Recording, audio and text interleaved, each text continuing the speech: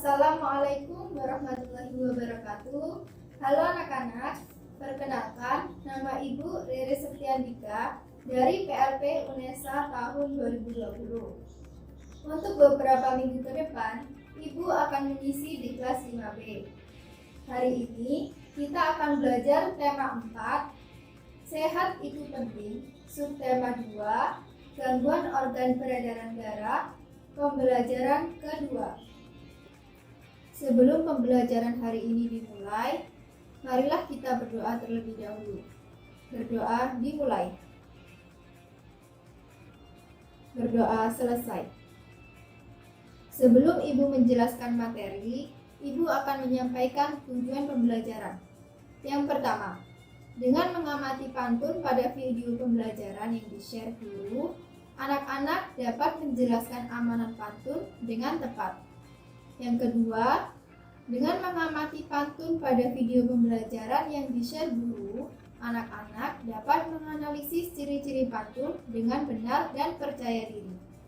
Yang ketiga, dengan mengamati video pembelajaran yang di-share guru, anak-anak dapat menjelaskan organ peredaran darah pada manusia secara rinci.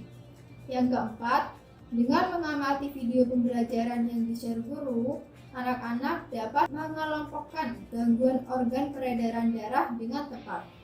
Yang kelima, dengan mengamati gambar pada video pembelajaran yang di-share guru, anak-anak dapat menjelaskan berbagai properti tari yang digunakan penari dengan tepat. Materi yang pertama yaitu tentang pantun. Pada pembelajaran pertama, kalian sudah dijelaskan mengenai pantun beserta ciri-cirinya. Untuk pembelajaran kali ini, kita akan mengenal lebih dalam tentang ciri-ciri pantun beserta amanatnya. Nah, sekarang Ibu akan mengingatkan kembali apa itu pantun dan syair. Pantun merupakan karya sastra lama yang berbentuk puisi. Pantun juga mengandung pesan atau amanat yang ingin disampaikan oleh pembuat pantun. Amanat dari pantun dapat berupa ajaran atau nasihat. Syair merupakan puisi lama yang berasal dari Arab. Syair juga mengandung pesan atau nasihat. Pantun memiliki ciri-ciri, di antaranya yaitu 1. Bersajak ABAB. 2. Setiap bait terdiri atas 4 baris. 3. Setiap baris terdiri atas 8 sampai 12 suku kata. Yang keempat, baris pertama dan kedua dinamakan sampiran. Baris ketiga dan keempat dinamakan isi. Mari kita mengidentifikasi ciri-ciri beserta amanat dari pantun berikut ini. Pagi-pagi berolahraga, keliling kampung berlari-lari.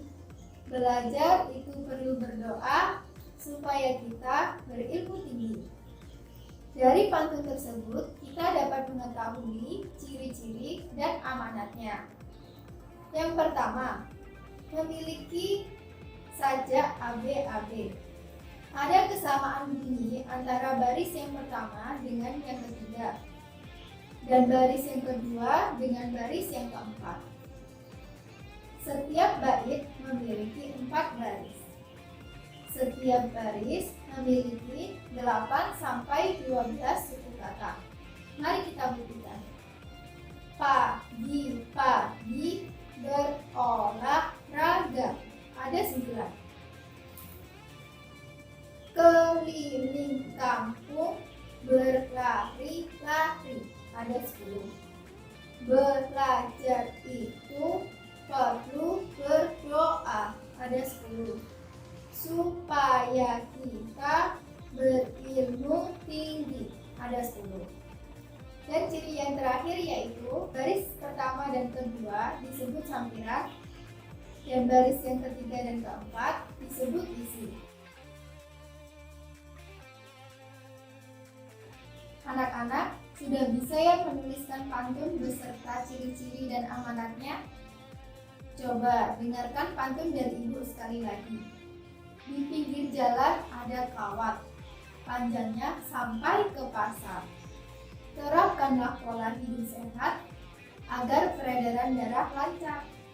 Ada yang tahu pantun tersebut berisi tentang apa? Ya, betul sekali. Pantun tersebut berisi tentang peredaran darah. Untuk materi selanjutnya, Ibu akan membahas organ peredaran darah beserta gangguannya. Pada subtema 1, kalian sudah dijelaskan mengenai organ peredaran darah manusia. Untuk itu, Ibu ingin mengingatkan kembali apa saja organ-organ peredaran darah pada manusia. Organ-organ peredaran darah manusia diantaranya yaitu darah, pembuluh darah, dan jantung. Sebelumnya, mari kita mengenal lebih dalam tentang fungsi-fungsi dari organ tersebut. Darah. Darah memiliki beberapa fungsi. Di antaranya yaitu 1. Sebagai alat pengangkut sari makanan dan oksigen ke seluruh tubuh dan sisa-sisa metabolisme ke organ ekskresi. 2. Menjaga agar temperatur tubuh tetap. 3. Mengedarkan air yang berfungsi untuk reaksi enzimatis atau untuk menjaga tekanan osmosis tubuh. Yang keempat, membentuk antibodi berupa sel darah merah dan sel pembeku. Yang kelima, menjaga kestabilan suhu tubuh.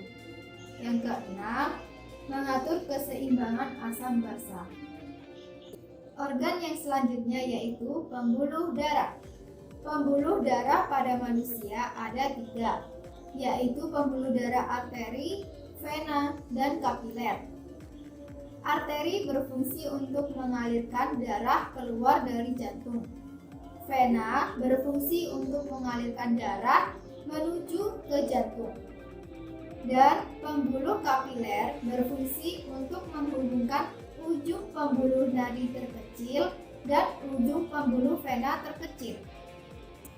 Organ yang selanjutnya yaitu jantung.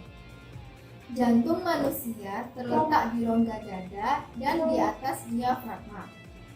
Jantung terdiri atas beberapa bagian, yaitu perikardium atau pembungkus jantung, miokardium atau otot jantung, dan endokardium atau pembatas ruang jantung. Jantung manusia terbagi menjadi 4 ruang, yaitu 2 serambi atau atrium dan 2 bilik atau ventrikel. Bilik atau ventrikel memiliki dinding yang lebih tebal dibandingkan dengan serambi atau atrium. Bagian ventrikel sebelah kiri juga lebih tebal dari yang sebelah kanan. Hal ini berkaitan dengan fungsinya untuk memompa darah bersih ke seluruh tubuh. Antara serambi kiri dan bilik kiri terdapat valvula bicuspidalistis, dan antara serambi kanan dan bilik kanan terdapat valvula tricuspidalistis. Valvula semilunaris bentuknya seperti bulan sabit, terdapat pada klep jantung agar darah tetap mengalir searah. Agar peredaran darah tetap lancar, sebaiknya kita menerapkan pola hidup sehat seperti makan makanan yang bergizi, olahraga yang teratur, dan istirahat yang cukup. Jika kita tidak menerapkannya, maka peredaran darah akan terganggu dan dapat menimbulkan berbagai macam penyakit seperti anemia, tekanan darah rendah, tekanan darah tinggi, kanker darah, dan jantung koroner. Anemia disebabkan karena rendahnya kadar hemoglobin dalam darah. Tekanan darah rendah atau hipotensi disebabkan karena terjadinya penurunan tekanan darah. Tekanan darah tinggi atau hipertensi disebabkan karena naiknya tekanan darah yang diantaranya diakibatkan oleh penyempitan pembuluh darah. Kanker darah atau leukemia disebabkan karena sel-sel darah putih yang memperbanyak diri tanpa terkendali, yang mengakibatkan sel darah putih ini memakan sel darah merah. Jantung koroner disebabkan oleh penumpukan lemak darah atau kolesterol pada arteri koronaria. Penyakit-penyakit tersebut termasuk gangguan organ peredaran darah manusia non-keturunan.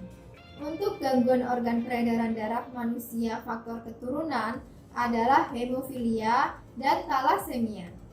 Hemofilia disebabkan adanya kelainan yang menyebabkan darah sulit membeku jika terluka. Talasemia disebabkan karena bentuk sel darah merah tidak beraturan. Hal tersebut dapat menyebabkan daya ikat sel darah merah terhadap oksigen dan karbon dioksida menjadi berkurang. Untuk mencegah gangguan peredaran darah, kita dapat melakukan aktivitas fisik. Salah satu contohnya yaitu dengan menari. Coba kalian amati dengan baik pada gambar tarian berikut ini. Ini adalah tari reog. Ini adalah tari payung. Ini adalah tari kipas pakarena. Ini adalah tari kuda gepang.